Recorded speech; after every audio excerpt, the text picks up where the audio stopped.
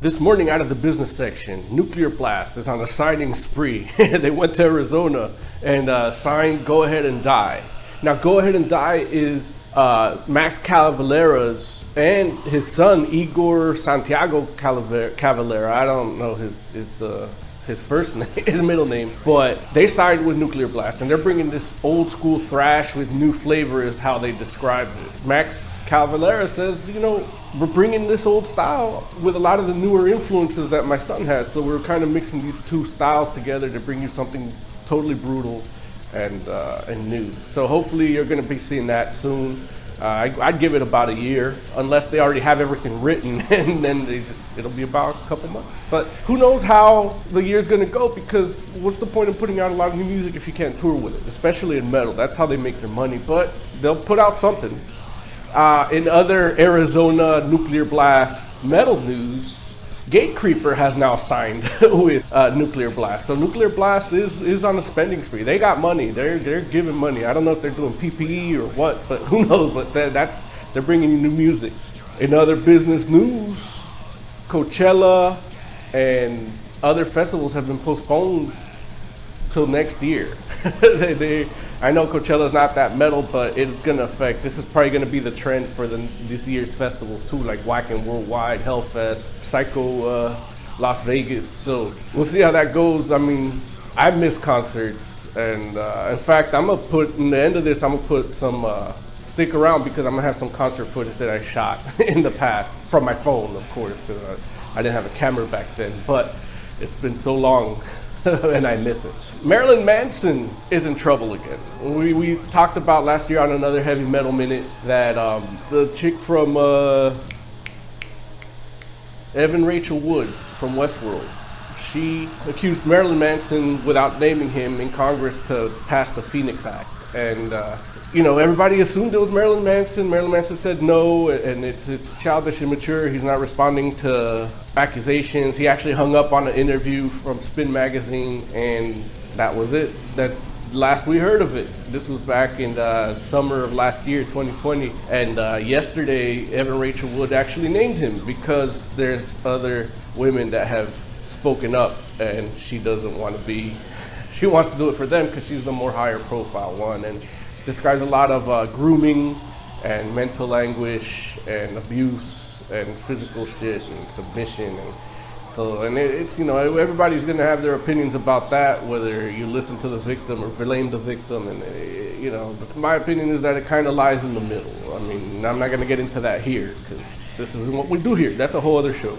A show in and of itself. It's a whole philosophical discussion that we're not having here today. I know I say that a lot, but especially since I'm the only one talking, I can't do both sides of the argument myself. But feel free to do in the comments. All comments are welcome, negative and positive, and just be respectful to each other, period, and give your opinions whether you agree with that or what do you think of Marilyn Manson's accusations. And it's a bad situation, but it's the shit that happens, and it shouldn't. It just shouldn't. Everybody should just fuck happily and freely and lovingly. Another festival that was postponed was Marilyn Death Fest. That's one of the ones that's really popular. It's one that I haven't had the pleasure of going to. Hopefully maybe once this thing's over, or at least more tolerable, I can make it out there. But I hear a lot of good things about that one. Hopefully one day I can make it out there. In drama section, in the gossip section here, I've been talking a lot about John Schaefer. It's been my more popular videos. You're gonna see it at the end of here probably. He was part of the insurrection. He was on the FBI Most Wanted list. They got him. He was in court. They're holding him without bail the last time I checked, and he got extradited to DC. The newest drama there is that he and Demons and Wizards have parted ways. Hansi Kirsch of Blunt Guardian fame, but also John Schaefer's collaborator in Demons and Wizards, said he's out. He quit the band altogether. He didn't dissolve the band. He didn't kick him out. He said, you know what? I don't want to be a part of this. His statement basically says, I feel bad that these guys killed people. Like, it resulted in people's deaths, and I don't want any part of that. And he goes, I am willing to, understand, let the investigation go through, but because of that, I'm not in Demons and Wizards. Now, this is a little bit shocking, because I don't know if maybe I didn't do my research right, but I thought they were recording a new album during the pandemic. They showed pictures, but it could have just been a flashback to when they recorded the last one. But who knows? I mean, people have free time. I was hoping for something new. I know they were talking about another tour, but now this is the news that really hurts. I was like, no, and I heard because Demons and Wizards is one of the greatest bands ever, and I was just happy to see them live back in August of 2019. So it was a good time, but hopefully, well, I don't know what's going to happen, because if they decide to charge John Schaefer with something that's going to, make him stay in jail for a while, who knows what we'll see when. We might not see any Iced Earth stuff. I know the merch store for IcedEarth.com is gone. Imperial Merchandising sells t-shirts, and all these you can't find Iced Earth shit anywhere. So that's going to be a big loss for them. But we'll see. I mean, we'll see where this goes. That's why I always say we'll see where this goes. But honestly, it's going to go where it's going to go, and there's nothing we could do. And in other drama news, we always talked about Dino Cazares and Burton Bell and the Fear Factory drama with the GoFundMe and all that. There's other heavy metal minutes you can get for that. But there's a new development. Dino Cazares found a bullet through his windshield, and it was lodged in. It didn't go through.